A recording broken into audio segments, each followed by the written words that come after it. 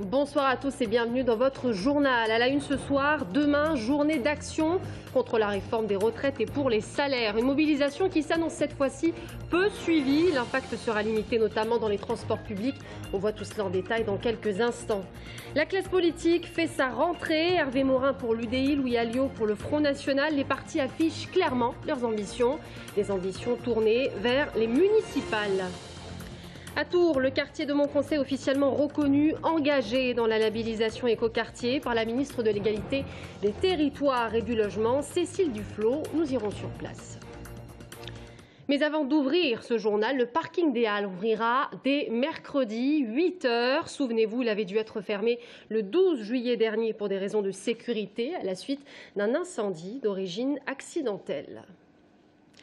Demain, journée d'action contre la réforme des retraites et pour les salaires. FSU, CGT Solidaire et FO lancent un appel à manifester, une mobilisation dont l'impact reste néanmoins limité sur les transports publics. Regardez notamment à la SNCF, 2 TGV sur 3 sur la ligne Paris-Tours, un Intercité sur 2 sur le même trajet et puis un TER sur 3, vous le voyez. Et puis on en parlera ce soir de cette journée d'action avec notre invité de la rédaction, Guy Sionneau, le secrétaire départemental de la CFDT, qui nous dira pourquoi la CFDT n'ira pas défiler demain. À ce sujet, pas de perturbations prévues chez Fil Bleu. En revanche, beaucoup de tensions.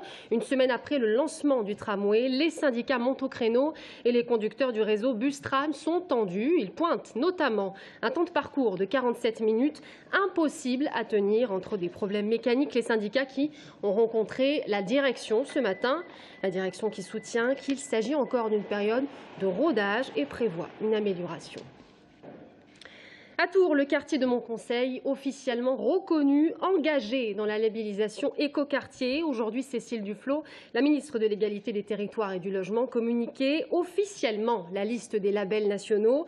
À terme, ce sont 1250 écologements qui seront construits à Montconseil. Justement, qu'est-ce qu'un écoquartier? On voit tout cela avec Brian Bock. Ce quartier est sorti de terre il y a tout juste 3 ans. Aujourd'hui, Montconseil est un écoquartier. Mais qu'est-ce qu'un écoquartier? Posons la question aux premiers concernés, les habitants. Je suppose que c'est un quartier qui fait attention à l'écologie. Qu'est-ce que c'est un écoquartier déjà? Je ne sais pas. C'est le ministère du Logement qui a défini l'écoquartier. Il se distingue par 3 axes principaux, la mixité sociale, le dynamisme économique par l'implantation d'entreprises et de commerces, et enfin, la performance énergétique avec des logements peu énergivores, le tout dans un cadre idéal avec terrasse, parc et jardin. Montconseil a répondu à tous ces critères dès sa création. Tout de suite, on a pensé développement durable, puisque c'était quand même 2006, un moment où les préoccupations dans ce domaine se développaient. On ne parlait pas encore d'écoquartier, mais on a bâti en fait un plan d'aménagement qui tenait compte de cette dimension environnementale. Pour cette vendeuse qui travaille dans une boutique de Montconseil, les objectifs de l'écoquartier sont tous atteints. C'est un écoquartier qui est en plein essor, où il fait bon vivre. Moi, j'y viens juste pour travailler, mais c'est quand même assez agréable. Labellisé par le ministère du Logement, Montconseil est aujourd'hui un écoquartier reconnu nationalement. S'il n'y a pour l'heure que 400 logements construits, à terme, c'est 1250 logements prévus, de quoi loger 3000 personnes. Un tiers des habitations sont destinées à être des logements sociaux.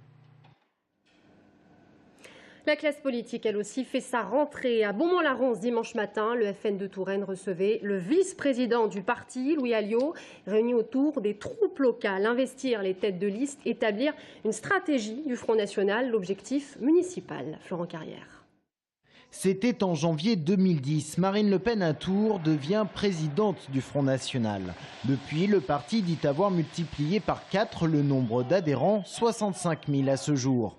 Localement, en Indre-et-Loire, pas de données communiquées, mais un objectif affiché de 1000 cotisants au 31 décembre. Le FN veut croire en sa dynamique pour les municipales. L'objectif, les soirs, c'est pas de jouer à faire de la politique, c'est pas de jouer à faire des triangulaires ou des quadrangulaires. L'objectif, c'est d'envoyer dans les conseils municipaux et dans les mairies et les intercommunalités la voix du Front National, la voix de Marine Le Pen. 600 têtes de liste ont d'ores et déjà été investies au niveau national. En Indre-et-Loire, seuls 4 pour le moment, à Tours, Joué, Amboise et Valent-Miré. Le FN37 ne se fait pas d'illusions. Il sera très difficile ici de gagner une municipalité, mais le parti compte également sur les listes d'intérêts communaux dans le milieu rural. En général, dans les petits villages, il n'y a qu'une liste. Nos adhérents, lorsqu'ils ont la carte du Front National, s'insèrent sur des listes menées par des gens apolitiques, mais ils se retrouvent autour de la table avec des socialistes, avec des gens de droite, dans l'intérêt des petites communes, parce que je pense que là aussi, dans le rural, il faut jouer l'intérêt général au détriment des intérêts partisans.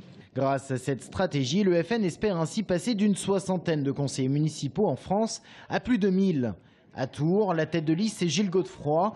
Le tram, symbole dénoncé de la connivence droite-gauche, l'affaire Lisanne ou encore la fermeture de Michelin Jouet les Tours, des angles d'attaque localement pour le Front National. La constante progression. Et c'est ce qu'on remarque partout, on a une progression qui va en grandissant. Et là, je suis très très confiant. Les gens viennent vers nous sur les marchés, des classes sociales qui ne venaient pas d'abord vers nous, qui viennent de plus en plus.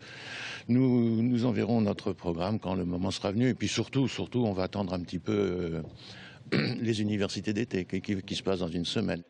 Des universités d'été qui auront lieu à Marseille. Marseille et son actualité sur laquelle le Front National compte bien surfer en vue des municipales, mais également des européennes, en général très favorables au Front National. Et plus au centre de l'échiquier politique, c'est Hervé Morin à Saint-Cyr-sur-Loire qui initiait la rentrée du centre droit. Le président du nouveau centre a rencontré une centaine de militants et sympathisants du nouveau centre et de l'UDI en présence du maire Philippe Briand. Des personnalités locales étaient là aussi pour l'accueillir. Xavier Datteux, président du nouveau centre d'Indre-et-Loire, Sophie Oconi, l'eurodéputé UDI, Jean-Yves Couteau, conseiller général à Saint-Cyr-sur-Loire, Christophe Boucher, président fédéral de l'UDI, vous le voyez, mais aussi l'UMP, Serge Babary, président de la CCI d'Indre-et-Loire et probablement future tête de liste pour les municipales à Tours. Et pour Hervé Morin, c'est clair, au-delà des étiquettes politiques, c'est le meilleur candidat qui tirera son épingle du jeu. Et c'est peut-être lui, écoutez-le. Les municipales, c'est une élection qui est très particulière. C'est d'abord le choix d'un maire et d'une équipe. Et donc le principe doit être extrêmement simple, c'est le meilleur. Il est UDI, il est UMP, pour moi c'est le meilleur. Et l'unité, pourquoi? Parce que construire l'unité au soir du premier tour, quand on s'est écharpé jusqu'au dimanche soir 20h, c'est extrêmement compliqué. Pour moi, Serge Babary est celui qui doit porter la liste et une liste d'unité et d'union à Tours. La grande braderie de Tours commençait mal hier matin avec l'incendie du magasin Michigan, rue Clocheville, où 90% du stock a été détruit, dont une partie réservée à la grande braderie. La rue nationale a dû être évacuée pendant 1 heure entre la rue des Halles et la rue Nérico des Touches.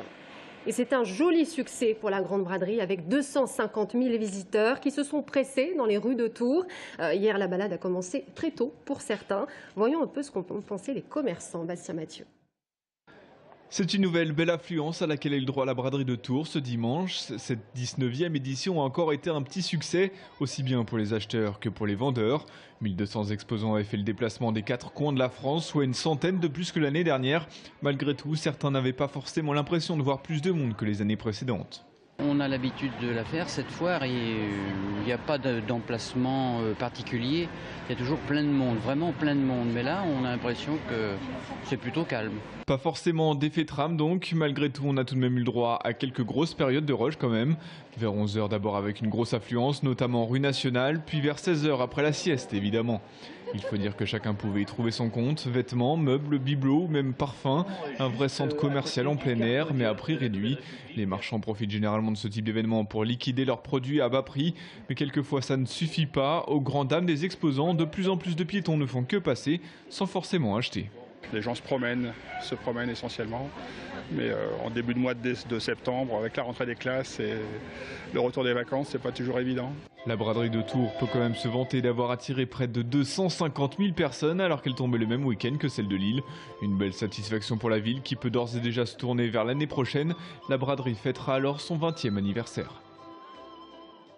Et on termine avec du sport, du hockey. Les Remparts se sont imposés face à Champigny. Le score 4-2 samedi, 4-3 dimanche. Un sans faute pour cette équipe qui conclut sa série de 6 matchs amicaux sans une seule défaite. Ils reprennent le championnat le 21 septembre prochain où ils affronteront Cergy pour un premier match en Division 2. Voilà, c'est la fin de ce journal. Merci à tous de l'avoir suivi. Vous restez avec nous sur TV Tour Val-de-Loire. L'invité de la rédaction, Guy Sionneau, secrétaire départemental de la CFDT. À tout de suite.